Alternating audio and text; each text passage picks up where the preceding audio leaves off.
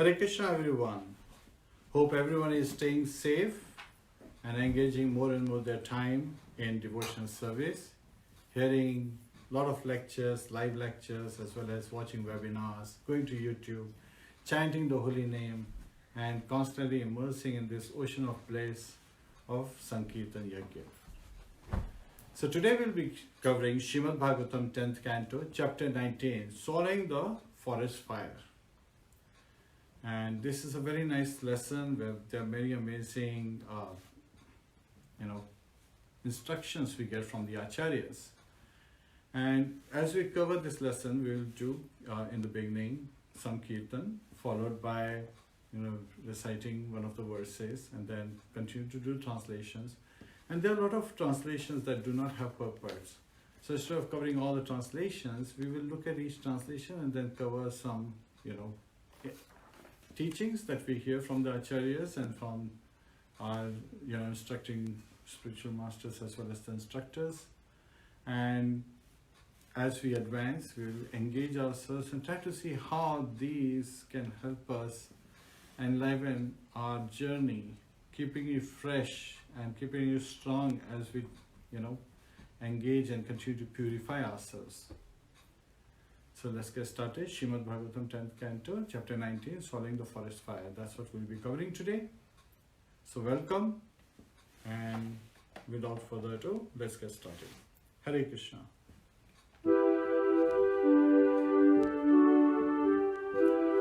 Jai Radha Madhava Kunja Bihari, Jai Radha Madhava Kunja Bihari, Gopi Jana Vallabha Girivaradhari, Gopi Jana Vallabha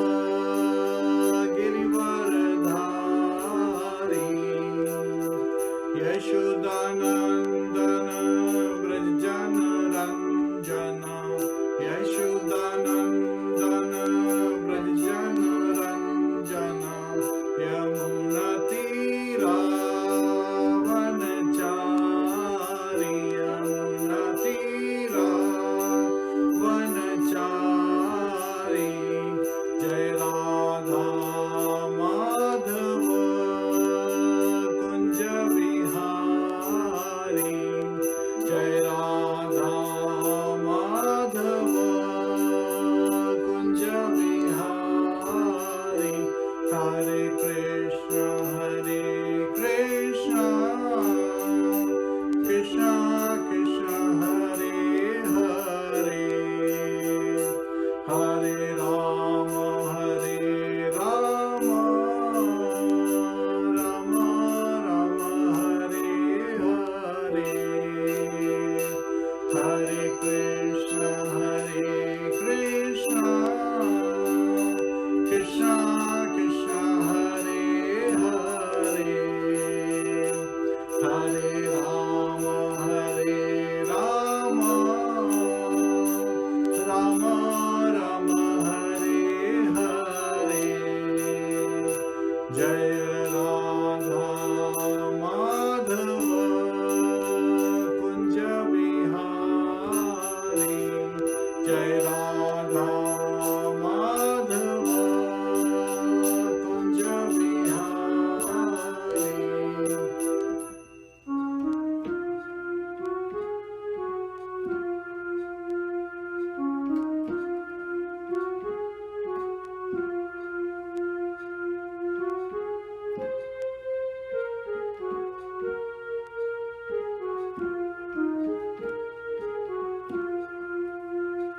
Hare Krishna, Krishna Krishna, Hare Hare, Hare Rama, Rama Rama, Hare Hare, Hare Krishna, Krishna Krishna, Hare Hare, Hare Rama,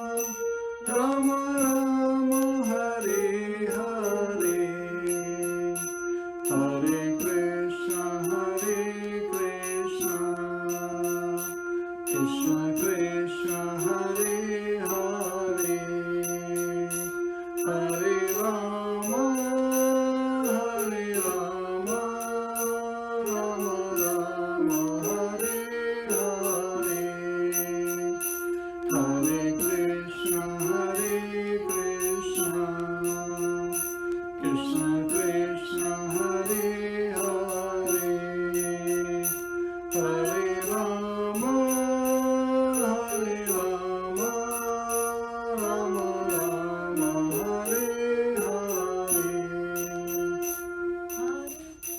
Hare Krishna. Om Namo Bhagavate Vasudevaya. Om Namo Bhagavate Vasudevaya. Om Namo Bhagavate Vasudevaya. Om Namo Bhagavate Vasudevaya.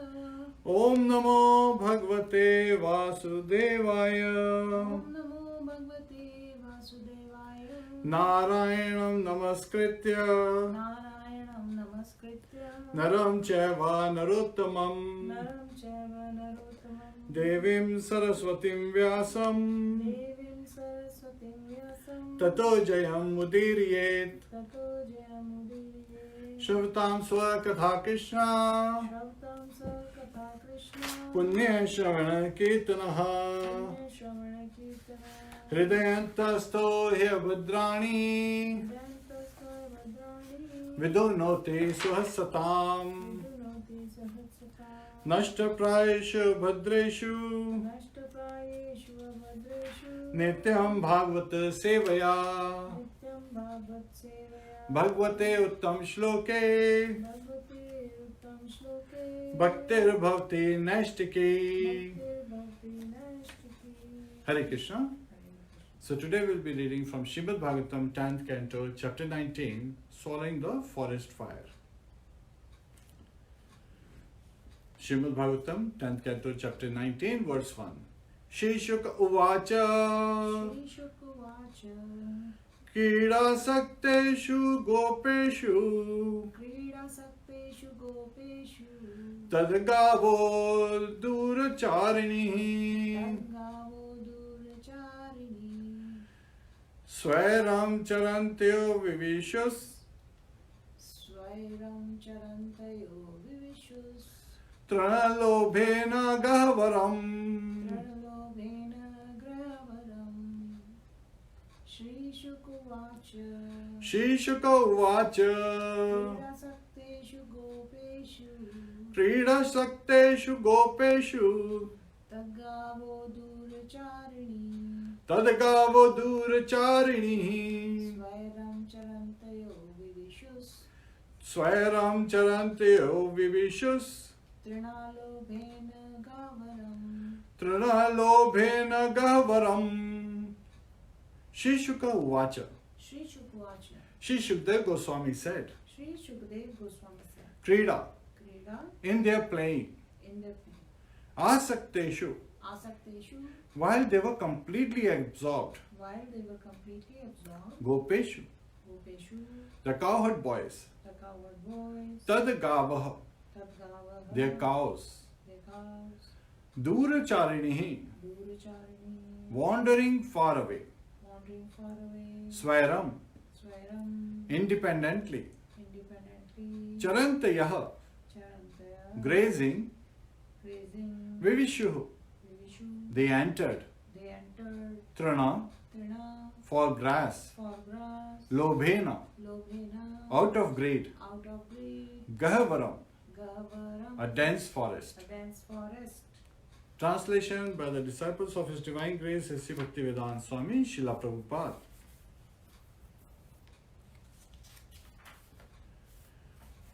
Shukdev Goswami said, Shukdev Goswami said, while the cowherd boys were completely absorbed in playing, while the cowherd boys were completely absorbed in playing, their cows wandered far away.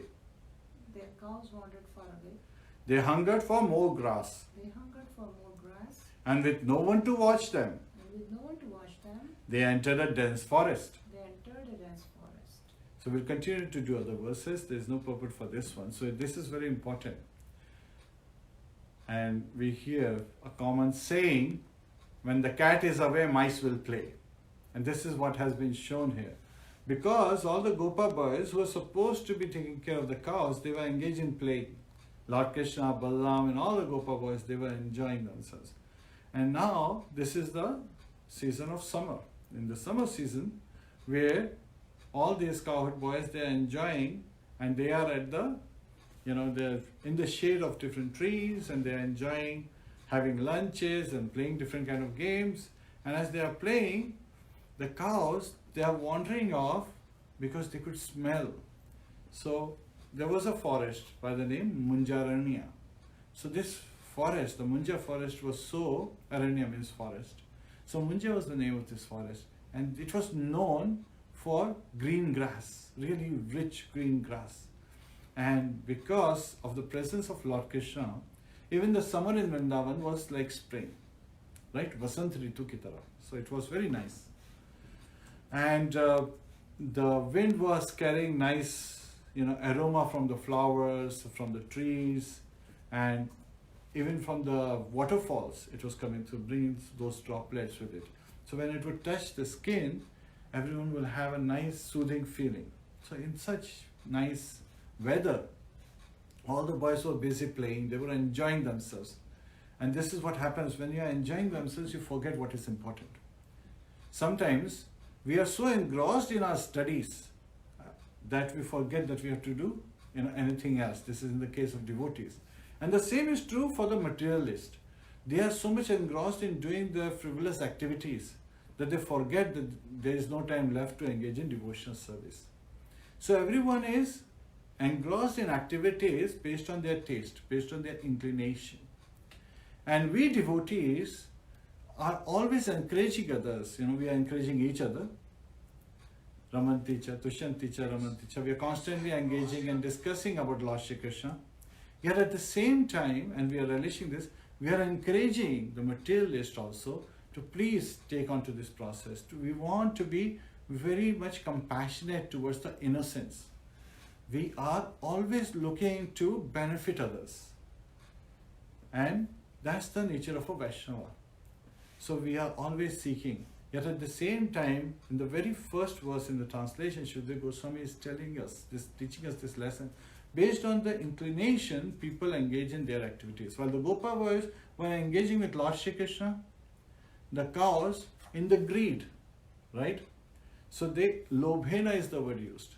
So because of the greed to have this green grass, they wandered off away from the cowherd boys, away from Lord Krishna, away from Lord Balaram. And this is what happens when someone is just engrossed in, trying to survive in this material world by taking care of their family and going to job, and sometimes they even forget that they started the job to, sustain their family. They've become so engrossed in job, and their supervisors use this strategy to, drive them to work hard like an ass. So again, the one that's constantly carrying a load on their back. So the supervisors are using this mentality. There is also a mentality of, showing the carrot to kind of like lobhena. They are trying to incite the greed of living beings who are trying to survive in this material world. And survival is very difficult, especially in this material world. So just like that, because of the greed, sometimes people get driven by this, driving forces which are taking us away from the lotus feet of Lord Krishna.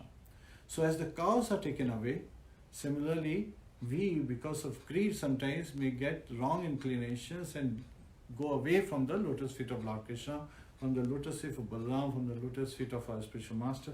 So we should take this lesson that we should just engage enough to sustain ourselves and not become greedy after that. Rather, greed is used to engage in devotional service, to aspire more in devotional service, keep ourselves in association of devotees, discuss the wonderful pastimes of Lord Krishna as he was playing just like a boy. So Lord Krishna in Vrindavan appeared in 3 forms. So as a young boy, so again as a toddler, then as a baby, and then a toddler, and then as an adolescent. and his true nature is of an adolescent. Navinanam. So again, he is Navyavanam. Advaitam Achyutam Anadim Anantarupam Adyam Puram Purusham Navyavanam Cha. So in Brahma Samhita, Lord Brahma is revealing that he is in the form of an adolescent. And if you see in front of Bhagavad Gita as it is, and even here, it's again Lord Krishna, he's in a boy form, just 6-7 years.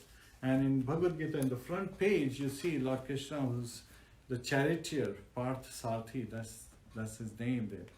So he appears just like a youthful personality.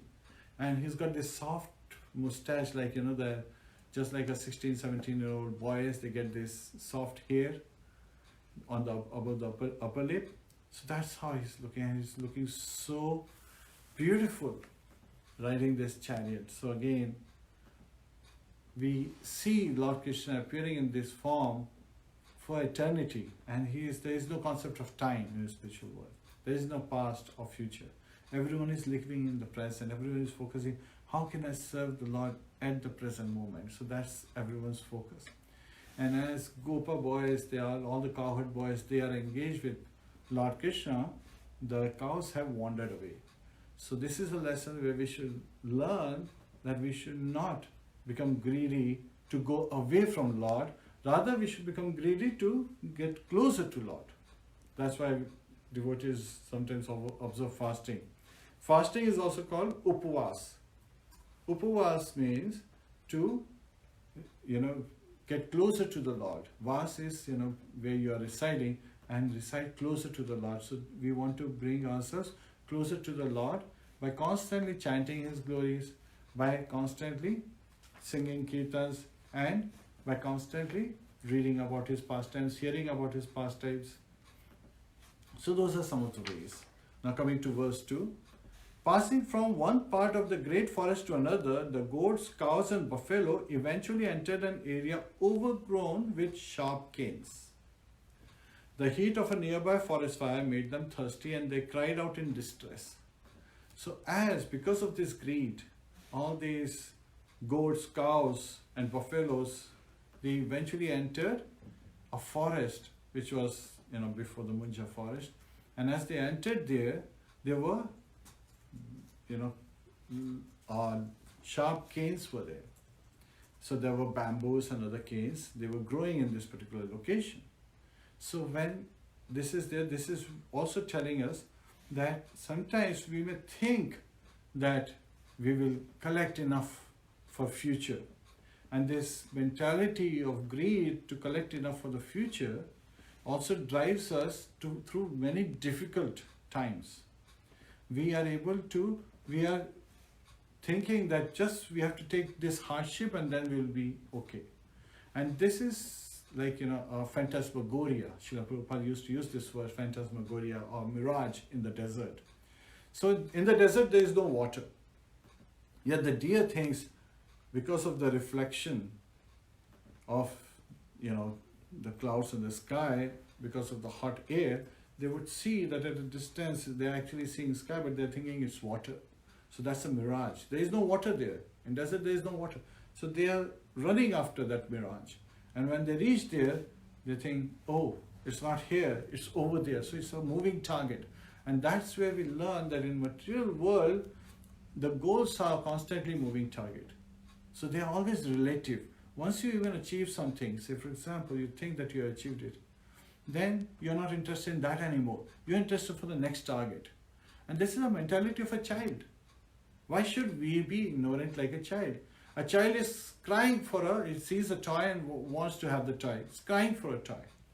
So until it gets the toy, it's constantly crying, hankering for it. The moment the parents, they decide to buy the toy and give it to the child plays for it for some time, keeps it aside, and then looks for the next toy and says, I want that toy. And so always wanting next and next and next, and constantly hankering for more and more. And what is the state of this child? Is constantly crying, constantly lamenting, constantly aspiring, and those are the characteristics we want to save ourselves from. So devotees, they know very well that we need to keep ourselves focused at the lotus feet of Lord Shri Krishna while just doing enough to sustain ourselves and not run after these targets which are constantly changing. Rather, we have even a better target, an absolute target.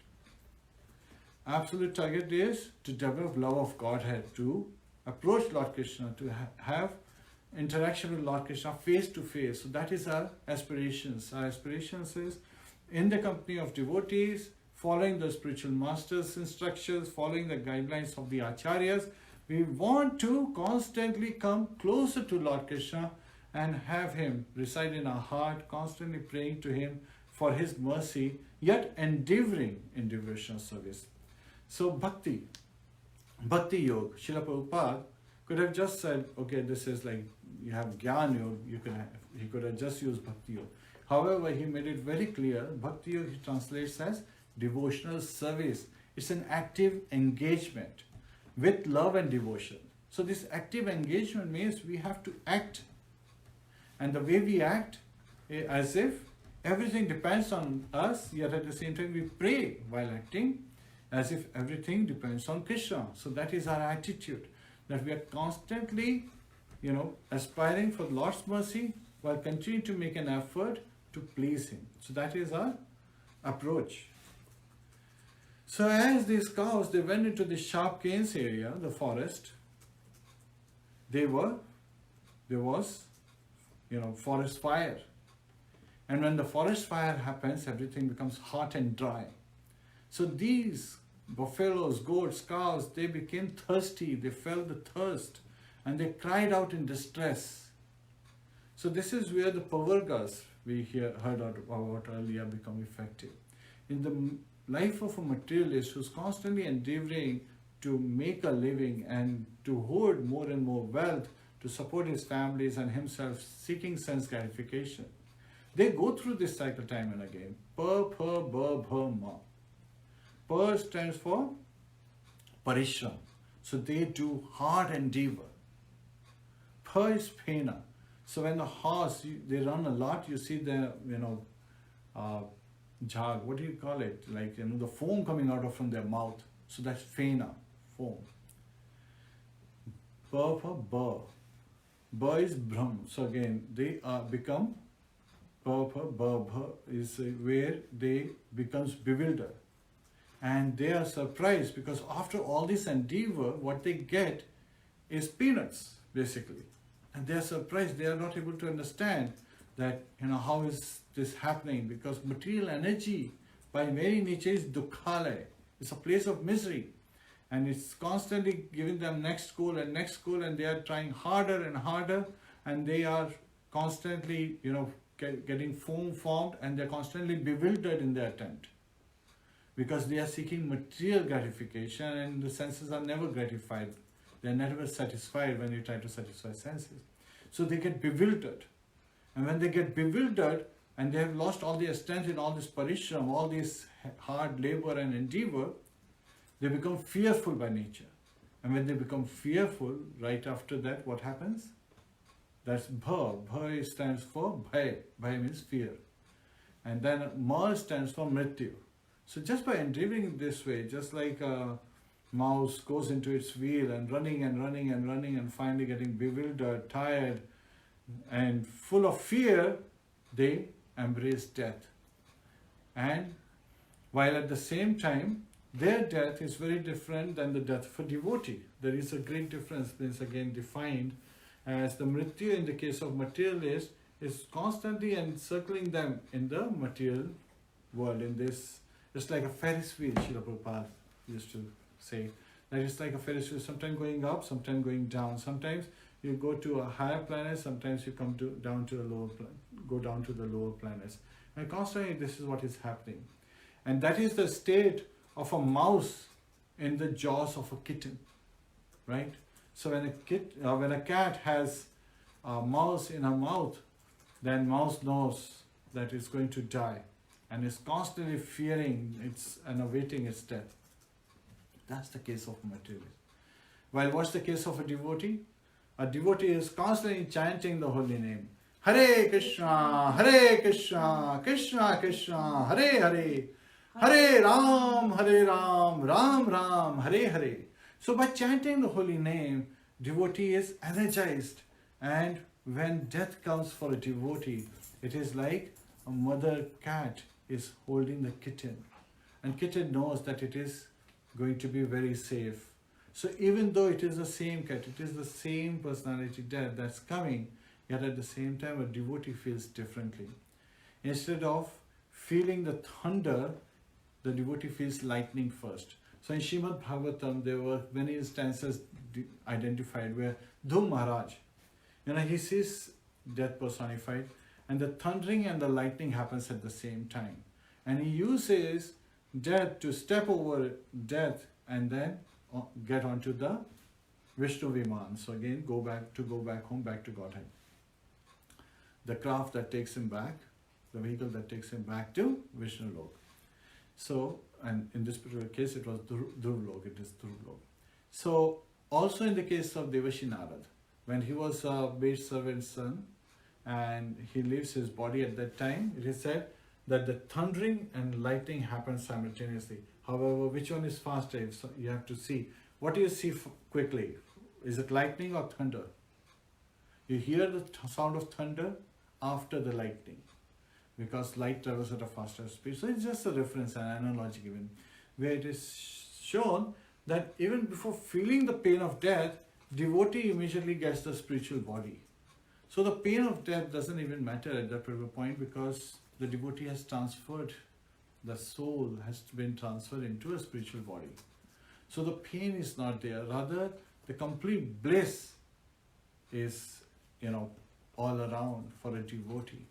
That's how we should be living, by engaging in devotional service, instead of by constantly endeavoring, getting tired in endeavor, chasing moving targets one after another like mirage, like a deer chases a mirage, and then becoming bewildered what's going on, and finally in fear give up our life. That's not the goal of life. Rather, the goal of life is to develop the love of Godhead by following the processes of devotional service. So let's continue to read. Verse 3.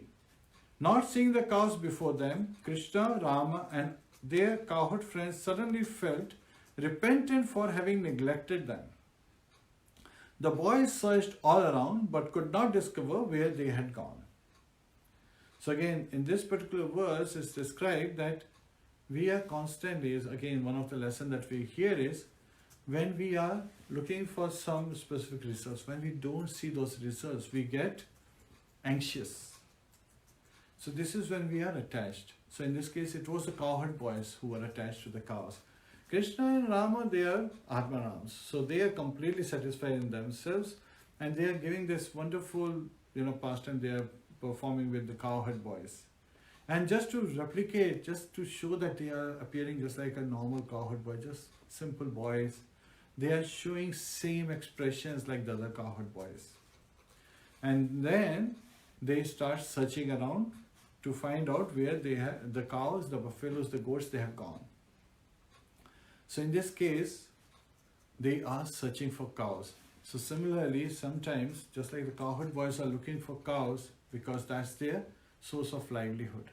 Many times, people become bewildered. We become bewildered if we lose our source of livelihood. And then we become anxious. Rather, everything should be just, placed in the lotus feet of Lord Krishna. Whatever is happening and being permitted by Lord Krishna. So we should take shelter of his lotus feet. When we get bewildered, that's our only shelter. So when we look from that perspective, the boys, they are constantly looking for this. Yet at the same time, sometimes people say, oh, then you don't do any activity. You just sit around and meditate on Lord Krishna's lotus feet. No. We continue to do our duties, just like these cowherd boys. They are constantly searching them out all around to find out where they have gone. In verse 4, then the boys began tracing out cows' path by noting their hoof prints. And the blades of grass the cows had broken with their hoofs and teeth. All the cowherd boys were in great anxiety because they had lost their source of livelihood. Yet at the same time, what is given here is that one should use his intelligence to find the right path. So it is also, the yoga ladder is being described in Bhagavad Gita. And it is shown that being analytical, the Gyanis, they're constantly looking at, oh, this is asat and this is asat, this is temporary basically, and that is temporary. So they are kind of like rejecting all other things, and they are also sometimes Mayavadis are also using a similar strategy. So there is a big gulf of difference between Brahmanvadi and Mayavadis. Brahmanvadis are ones who take the Brahman to be all in all, and that's their source. Mayavadis want to merge into Brahman to become God. So that's the major difference. So they are constantly saying, as they are studying the scriptures, and Chaitanya Mahaprabhu clearly identified in Chaitanya Charitamrita that one should not even hear to the Mayavad philosophy, because that would pollute one's mind, and even great exalted devotees can get bewildered by Mayavad philosophy because of the word jugglery they use. So being analytical, they are ruling out, this is asat, this is asat, this is temporary, Aham Brahmasmi, I am the spirit soul, I am Brahman. So that's how they are looking at. Yet at the same time, devotees, we are looking from the perspective, Jivera Surupaya Krishnera Nityadas. So we are eternal, yet at the same time, we are eternal servant of Krishna. So we also, when devotees look at it, they look at it from the eyes of the Shastra Chakshus, from the vision of the scriptures, and as per the teachings of the spiritual masters and the acharyas in the disciplic succession. So when I say spiritual masters, in Chaitanya Charitamrita, if you read, Krishnadas Kaviraj talks about the spiritual masters as he is praying to the spiritual masters. That is the disciplic succession. Otherwise, there is only one Diksha Guru. There can be many Shiksha Gurus. And then there is one who shows you the path to devotional service. That's also a Guru. So here, the boys are very clearly looking where they are seeing the marks of the hoofs, as well as the broken grass or plants that have been, eaten by the cows, or they have been walked upon. And so they are just tracing the path. So the boys are following the cows, in this particular case, trying to locate them. Verse 5. Within the Munja forest, the cowherd boys finally found their valuable cows. So it is at the Munjaranya, the Munja forest, where they found the cows. And Munjaranya had long, canes and bamboos. And remember, it's the summer season.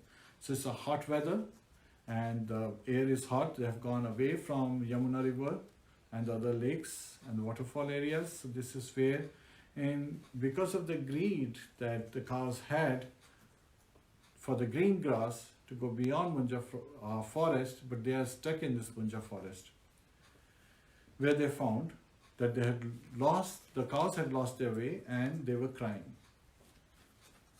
Then the boys, thirsty and tired, herded the cows onto the path back home. So they are trying to bring the cows back home.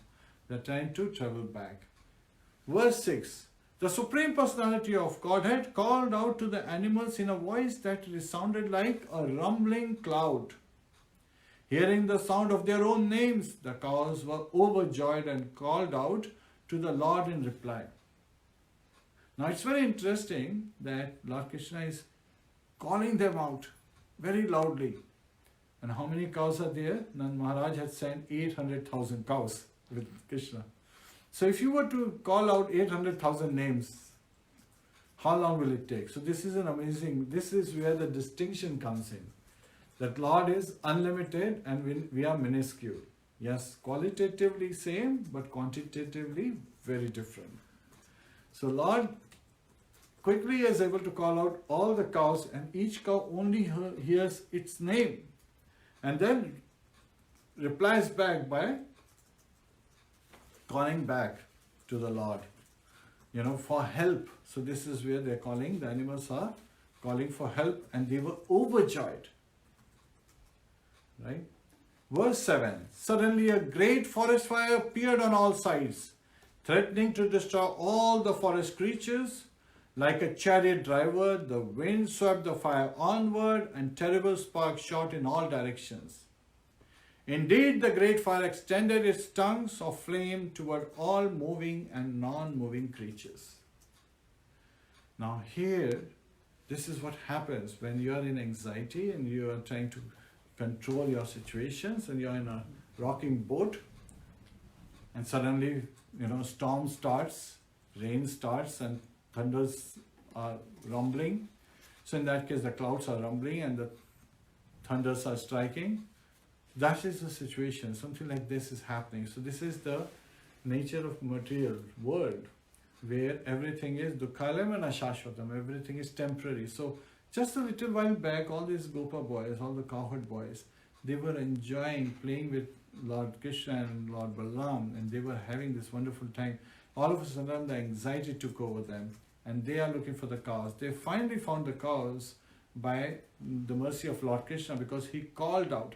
So Lord Krishna is calling out to you. He's calling out to you to reply back to him. He's waiting for us to respond to his call by chanting of the holy name. Hare Krishna, Krishna Krishna, Hare Hare, Hare Ram, Ram Ram, Hare Hare.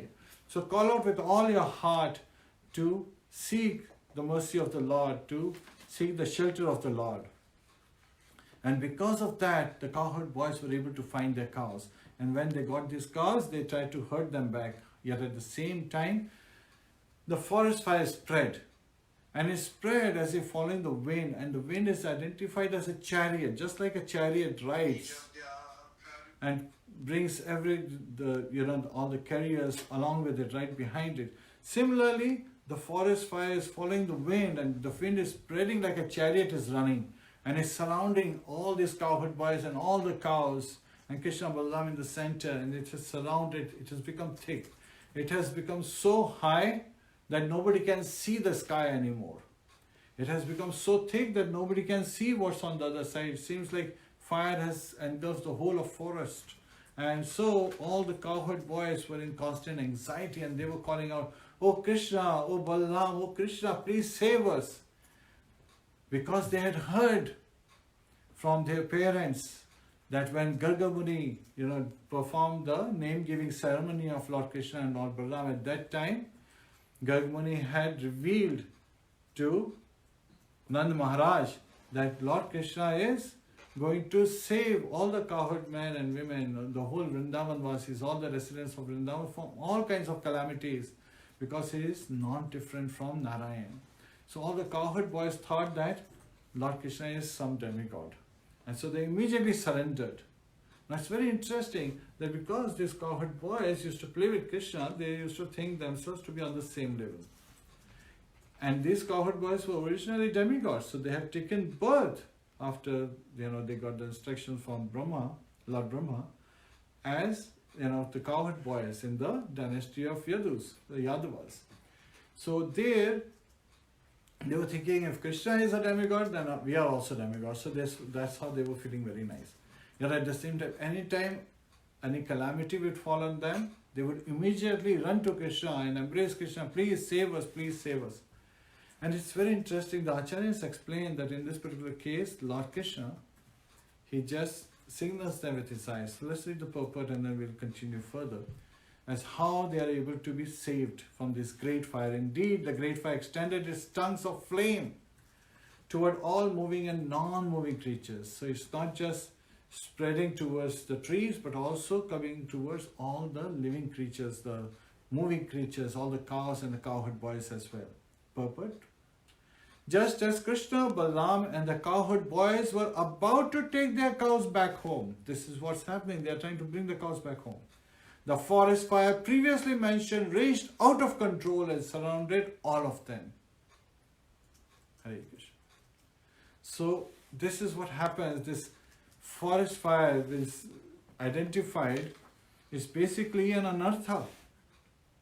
And what kind of anartha it is? So Srila Bhaktivinoda Thakur explains that this forest fire represents, this is the second forest fire.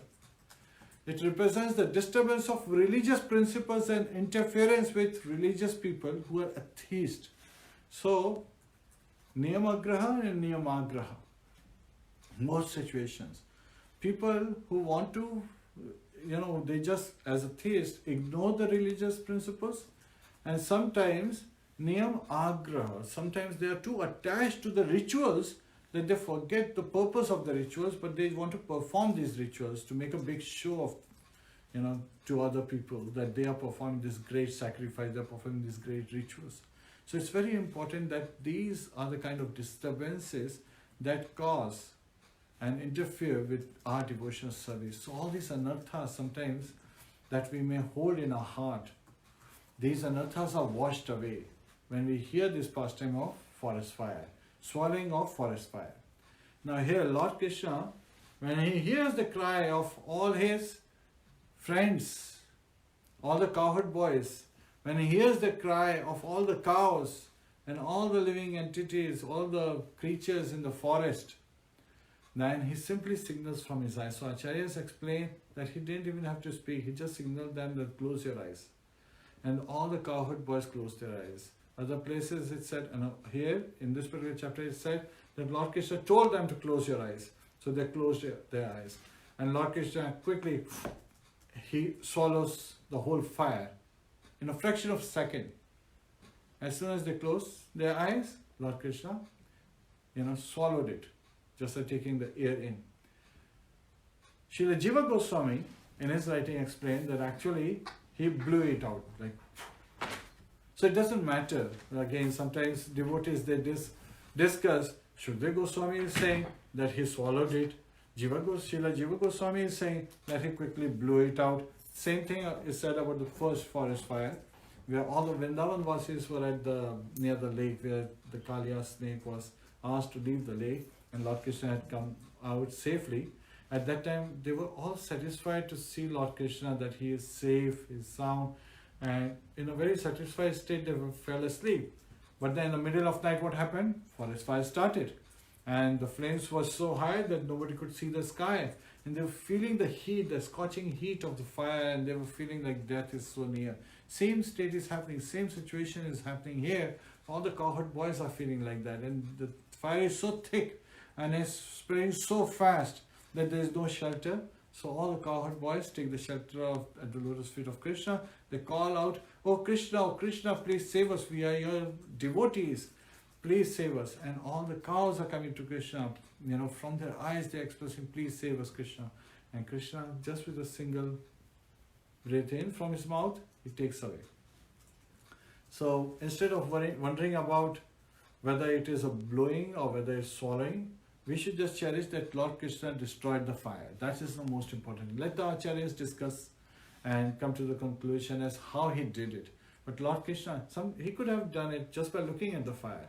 He could have extinguished, because Angani yasya saklendya vittimanti. Lord Krishna can perform all actions of other senses by any of his senses. So this is where when we offer bhoga to the Lord, at that time Lord, he accepts, he eats that bhoga through his eyes, through his vision, because he can perform any of those. He can see with his tongue. So this is where just Karnadakshay Vishnu is given in Srimad Bhagavatam first canto. Just by looking at the material energy, he impregnates the material energy. So he can perform any action that can be performed by any of his senses, by any of his senses. So just by one sense, he can perform the action of all his other senses.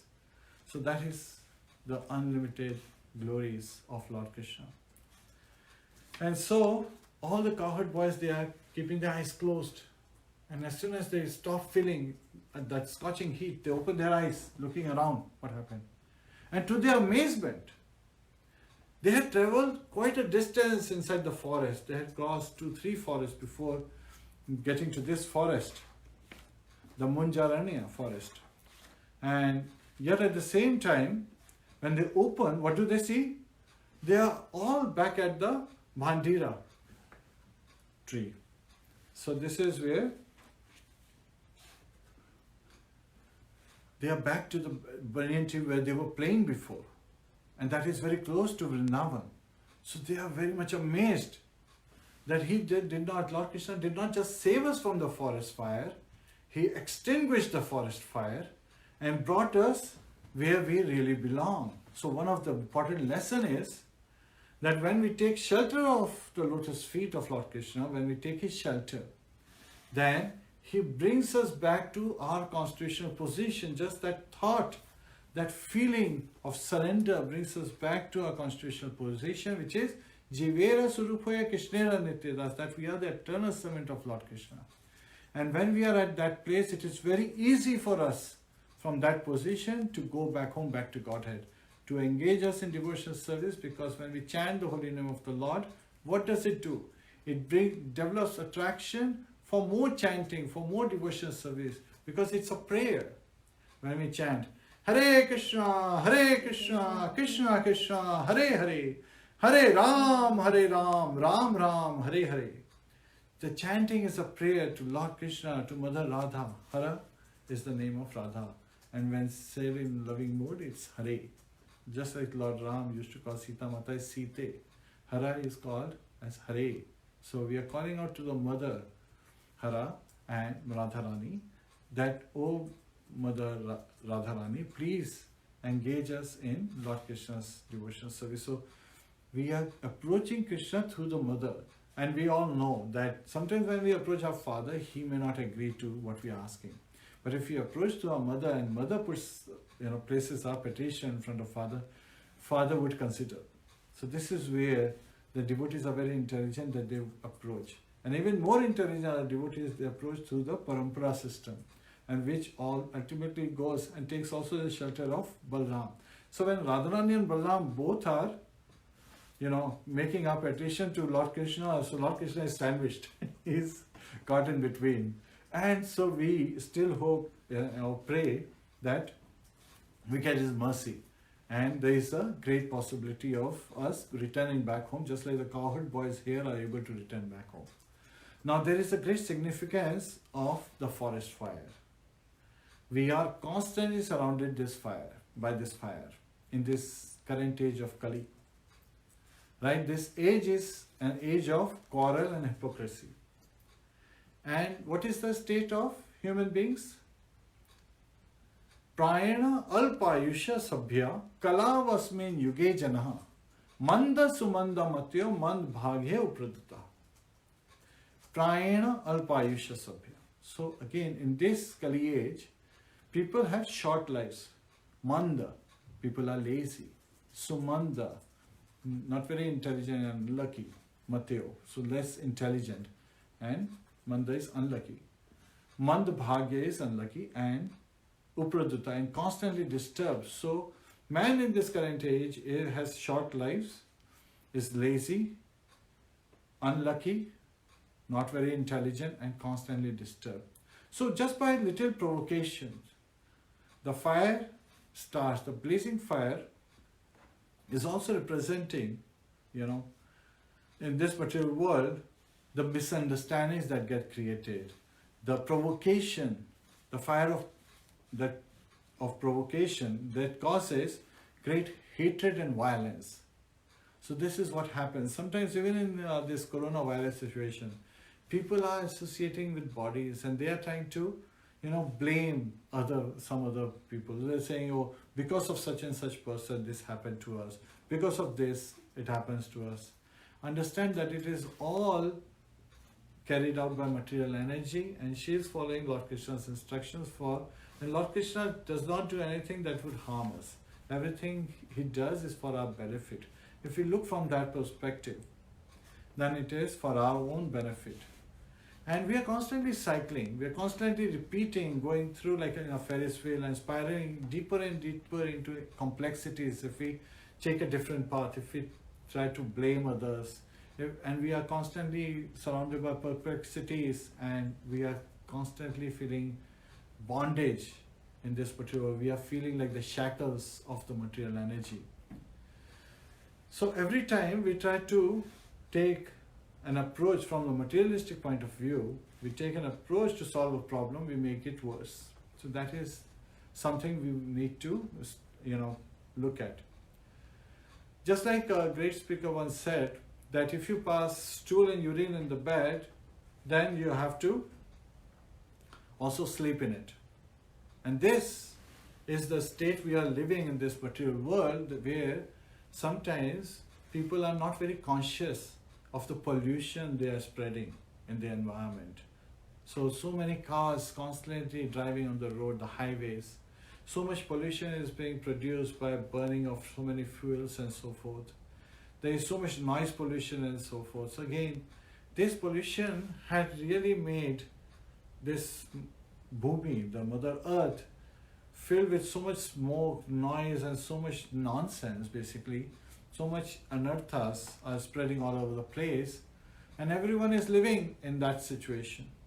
Now, if you look at it, the coronavirus situation, coronavirus happened to be, devastating for humans, yet at the same time it's like a boon to Mother Earth, for the nature, because it has kept away all these pollution creating entities away, bound in the cell of their homes. So we are all bound in our homes. Just like the soul is bound in this, locked down in this body until death. So similarly, until the coronavirus effect goes away, we are locked down in our homes. And just by this lockdown process, Lord is using it as an opportunity to clear up the Mother Nature. And now people are saying that when we sit outside the house or even from inside the house in the morning, we can hear the chirping of the birds that we never paid attention to. We can hear the flow of the wind and the sound of the wind as it flows. We can smell the flowers, the fragrance of flowers that the air carries, the wind carries. We can see the sky, how blue it is. We can see how, these trees are not covered, the leaves are not covered with the dust as they used to be covered. It has been washed away by the rain. And so the whole atmosphere is becoming so nice. In Jalandhar, people are reporting that they are able to see the Himalayas, the Himalayan range. And so they are saying that this has been seen after 30 or more years. So this is where Mother Nature is cleansing. Otherwise, we were all living, in a miserable condition, in a very polluted atmosphere all this time. So in one way, it is also enlivening to us that we are not just keeping ourselves clean, we are not all just taking care of washing our hands and keeping ourselves very clean and tidy, but rather Mother Earth is also getting blessed by becoming cleaner and cleaner. And even in that, lockout situation as we are living in, we are even more fortunate. Because previously we used to say there is no time, there is no time. Now the only thing we have is time and time and time. So this is where people used to give this excuse that there is no time to engage in devotional service. That reason has gone away. So we can not just be clean outside, but also inside. We can clean our very character, our very behavior. And with this, we would like to come to the point where when you clean your behavior, when you clean your character, what kind of character should be there? Sometimes people look at devotees and they say, okay, the devotees are identified by, and then they give different kind of explanations. And sometimes devotees, they also give similar explanations, but these are external features. Putting a tilak, that's a mark of a devotee. Yes, a very important mark when it's made with devotion and also used as a symbol to remind each other that we are the temple of the Lord. This body is the temple of the Lord. Lord resides in our heart. So we should nicely decorate the temple. This body is a temple. So from that perspective, but anybody can put on tilak and they can show that, okay, they are devotee. Now similarly, we have kantimala. So anybody can wear kantimala. Yet at the same time, we wear kantimala in a serving attitude. We never take it out actually. We constantly wear it, we never take it out, so that the tulsi beads that it carries are pure. Tulsi is an amazing devotee of the Lord, greater than the goddess of fortune, Lakshmi Devi. Lakshmi Devi sometimes leave Lord to satisfy her devotees, to give fortune, the wealth to her devotees. But Tulsi Devi, she just rests at his lotus feet. She never moves around. So we keep these Tulsi beads with that thought. But these are the external, aspects. What is more important is to develop divine qualities. So there is divine and demonic nature being described by Lord Krishna to Arjuna in Bhagavad Gita. And there are many divine qualities are listed in the first few verses. And one of the divine qualities is aversion to fault finding. And this is a quality of a Vaishnava, that a Vaishnava does not want to criticize anyone. Why? Well, Srila Prabhupada gave a very nice example. If you want to, gain favor of a rich person, and you approach him, how can you gain favor of this rich person? So if he's walking with his son on a beach, you can just buy an ice cream or a chocolate and give it to the son. So rich man is already too rich, so you cannot, show him anything. Whatever gift you give him, it doesn't have much value to him. But when you give something to his son, and the son likes it, the rich man becomes happy. So Srila Prabhupada taught us by example, by giving this analogy, that if we want to approach Krishna, then we have to please his devotees who are very dear to him. We want to please the spiritual master. We want to please all the siblings of the spiritual masters. So again, we are constantly looking at devotee association. We are all constantly engaging in Sankirtan Yajna. So that is our attitude, to constantly embrace the association that's all around us. That should be the attitude. However, why is it important to focus in Vaishnava? Behavior and character is also very important. Just opposite of this scenario is a Vaishnava or a devotee who wants to be a devotee, or a person aspiring to be a devotee, constantly chanting the holy name, but criticizing others. Let's look at that situation. If you look at that situation, a person who is chanting the holy name, he is praying to the Lord, Lord, please engage me in your devotional service. So that's a prayer. So one is bowing down at the lotus feet of Krishna to touch Lord Krishna's feet and stay in the shelter of those lotus feet. Yet at the same time, by criticizing others, the person is hitting Lord Krishna on the head with a stick. So when you look at it, would you like it? So if someone comes to you and says, oh, you are so wonderful, I want to have your association, yet at the same time, he is hitting your son, would you like that? If your son, who's very dear to you, is crying because this person is hitting, yet at the same time, the person turns around and says, please keep me in your shelter. That is not the behavior of a Vaishnava. You would not like such a person. So how can you think that a person who's criticizing others will be dear to Lord Krishna? Because he is behaving just like this person. Rather, a person who criticizes others, finds fault in others, such a person is actually a servant of Kali age, this current age of quarrel and hypocrisy. He is being hypocrite and he is increasing quarrel among devotees. So this is what the forest fires also signify, that these are the anarthas, and one of the biggest anartha is the fault finding capacity of gossip and saying bad things about others. A devotee never engages.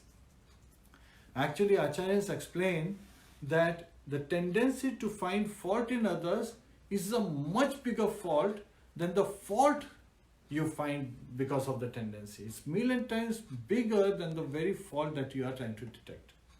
We also know in a common understanding, sometimes said when you point a finger at someone, 3 fingers are pointing at you.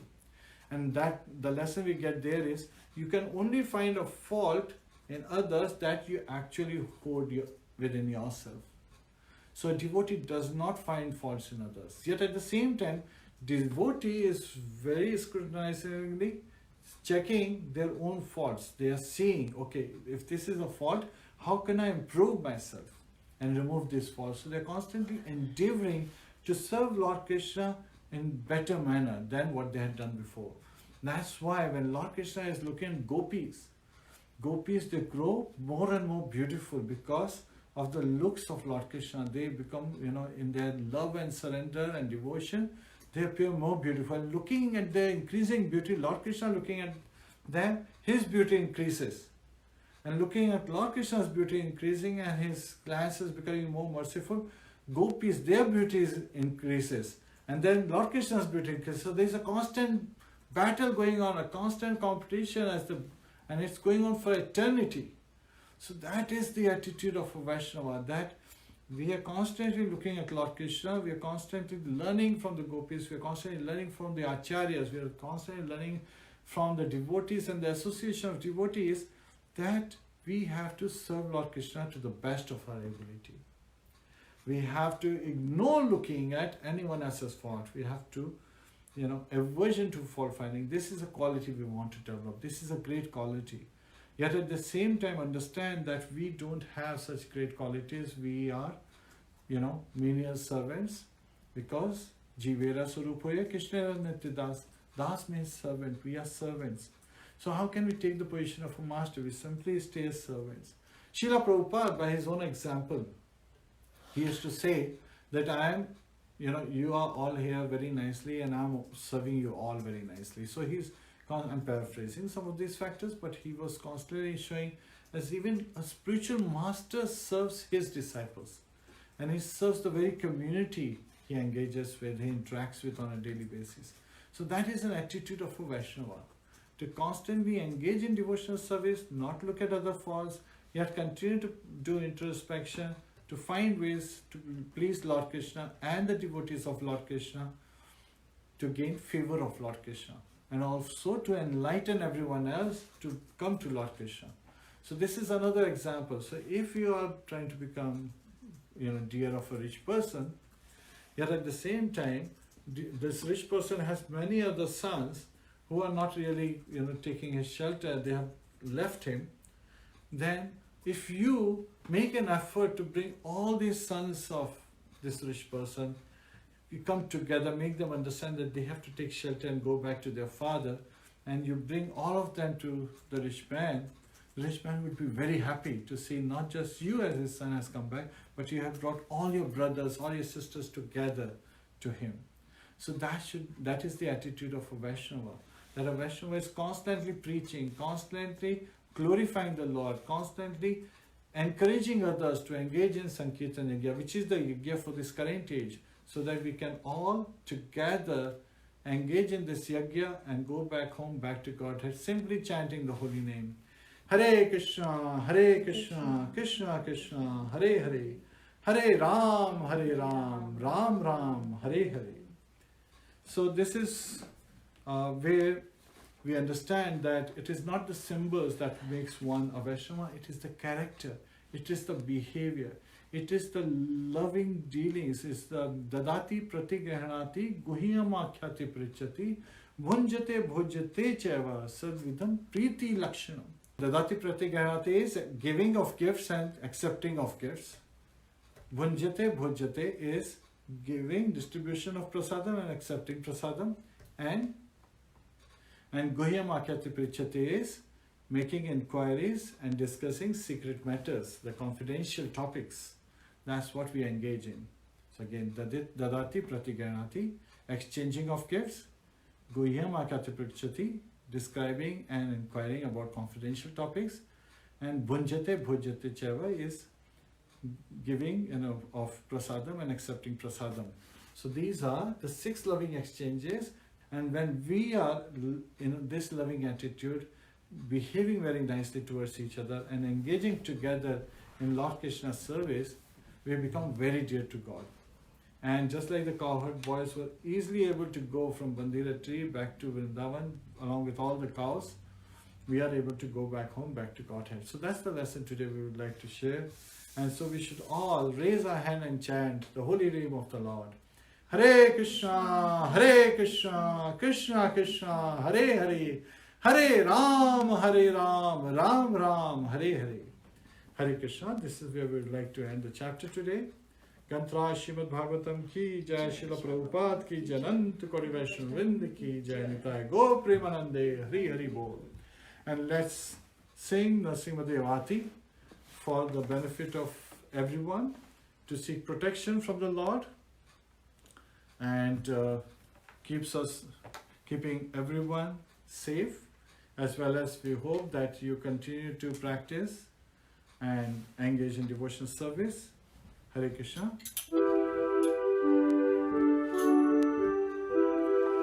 Namaste Narasimhaya, Namaste Narasimhaya,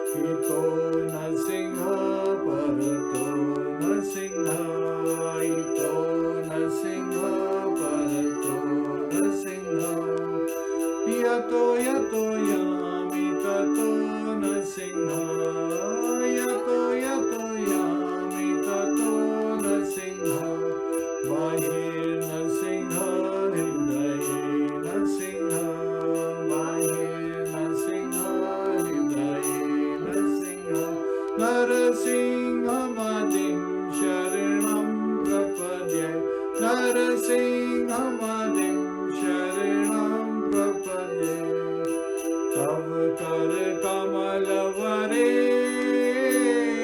Nakham Adbhuta Singha, Dalita Hiranyakashipu Tanu Bhringam Keshavaditya Narhari Rupa, Jai Jagdish Hare, Jai Jagdish Hare, Jai Jagdish Hare, Tav Kar Kamalavare Nakham Adbhuta Singha, Dalita Hiranyakashipu Tanu Bhringam Keshavaditya Narhari Rupa, Jai Jagdish Hare, Jai Jagdish Hare, Jai Jagdish Hare, Jaya Narsingha Dev, Jaya Narsingha Dev, Jaya Narsingha Dev, Jaya Narsingha Dev, Jaya Narsingha Dev, Jaya Narsingha Dev, Jaya Narsingha Dev, Jaya Narsingha Dev, Jaya Prahlad Maharaj, Jaya Prahlad Maharaj, Jaya Prahlad Maharaj, Jaya Prahlad Maharaj, Jaya Prahlad Maharaj, Jaya Prahlad Maharaj, Jaya Prahlad Maharaj, Jaya Prahlad Maharaj, Jaya Jaya Prabhupada, Prabhupada, Prabhupada, Jaya Jaya Prabhupada, Jaya Jaya Prabhupada,